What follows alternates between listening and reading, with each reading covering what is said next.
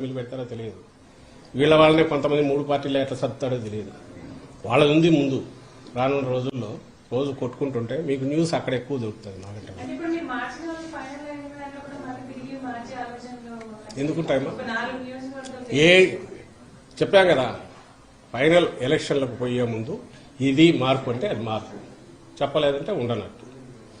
ఏదైనా నేను అంటున్నది ఏంటంటే 175 మందికి పర్ఫెక్ట్ టీం సెలెక్ట్ చేసి పెట్టే ఆలోచన సంవత్సరం నుంచి జగన్మోహన్ రెడ్డి గారి మొదలైంది.